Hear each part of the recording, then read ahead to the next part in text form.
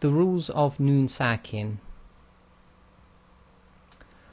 So we've learnt before in one of the previous lessons that the tanween is a hidden Noon Saakin, and hence whatever we're going to talk about in this lesson also applies to the Noon Saakin.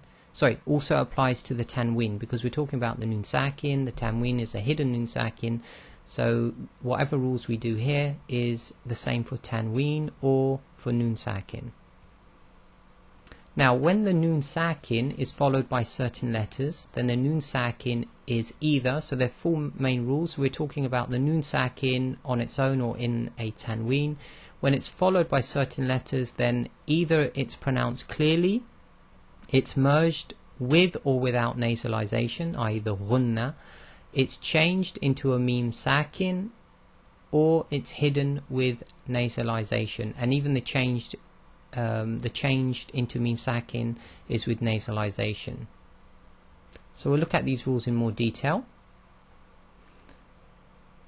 So the Noon Saakin or the tanween followed by, and now we're going to put up the four different rulings. So we've got clear, pronounced clearly, merged, changed, or hidden.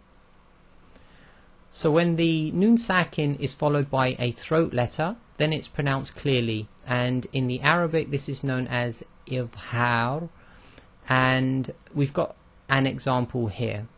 So we've got the waw with the fatatain followed by one of the throat letters, the hamza. So it's pronounced just normally, which we call clear. So this is simply kufuwan ahad. So kufuwan. Wan is just normally said as you would expect it to be. It's nice and clear. Now the next one is if the Noon Saakin is followed by one of the yarmalun letters, i.e. the ya, the ra, the mim, the lam, the waw, or the noon. So we know them as the yarmalun letters just to make things easy. Then we have what's called merging taking place, and in Arabic this is known as the idgham. Now we've got the example here, which is yakullahu. So you can see the Noon Saakin, and effectively there's a merge taking place, but the merge is actually with the letter before the Noon Saakin is effectively joined to the letter after the Noon Saakin, but they call it merging. So here you wouldn't say yakun lahu, we say yakullahu. Okay, and we've got another example below that, which is jannatin wa. Now the tin is kasratain, so it's got a Noon Saakin in there. We've got the waw after it, which is one of the yarmalun letters, and this time it's merged directly. So you've got effectively the Noon Saakin in the tanween has been dropped, and the kasra on the ta is being merged into the waw, so it's din wa. Now with these two, one of them has been done without a nasalization, the other one is done with a nasalization, i.e. the ghunna. Now the rule is, if the letter following the Noon Saakin is either lam or ra, which we call the laur letters, then there's no nasalization.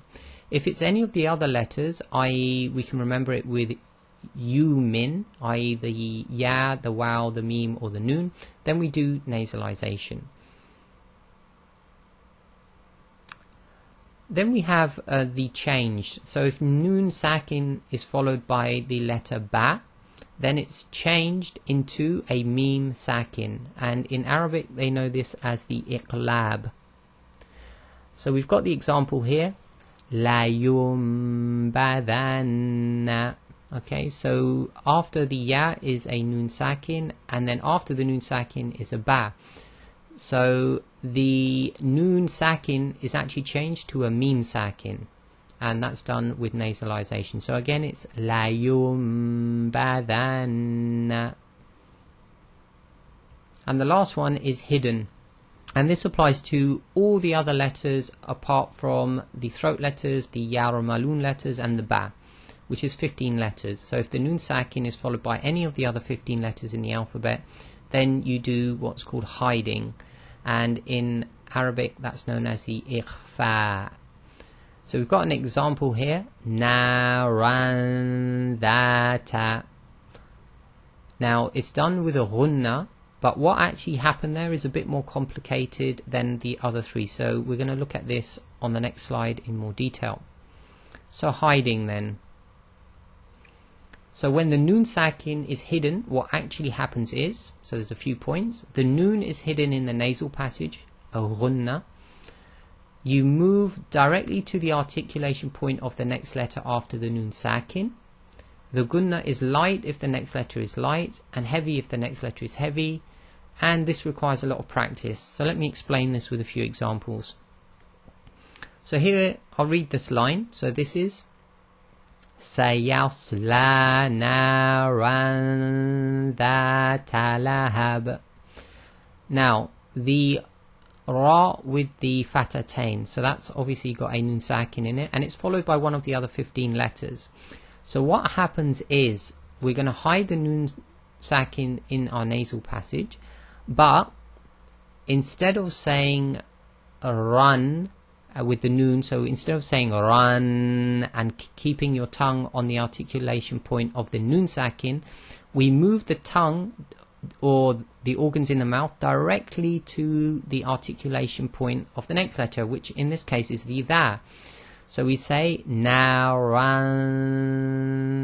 dha. So you get ready straight away for the next letter, and the sound is held in the nasal passage. So again, you have to hold your nose and check if it's actually in the nasal passage itself. Now the dha here is a light letter, so the ghunna was light. Okay, so I'll do that again. Naran dhata. Okay, so we'll do another one. So this one we've got the noon sakin followed by the fa. So we'll do the same thing. We'll do the ghunna on the noon sakin, but we're going to move straight to the articulation point of the fa. So this would be munfakina. Munfakina. And this example, we've actually got a ba with the dhammatain followed by a heavy letter, the qa. So the gunna here is going to be heavy. So listen to the heaviness in the gunna. So it's fiha kutubun qayyimah. Fiha kutubun qayyimah. And essentially when we do the ghunna, we're lifting the back of the tongue to make it heavy, but really, although we're lifting the back of the tongue, we're going to the articulation point of the qaf, and that's what's giving the heavy ghunna. And again, it's held in the nasal passage.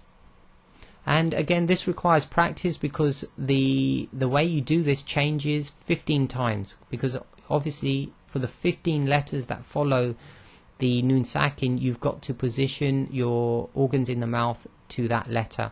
So it's one of the rules that takes a lot of practice, a lot of time, but once you get into it, it becomes very natural. You know automatically how to do it, and your tajweed teacher will train you in this. And that's the end of the rules of noon sakin.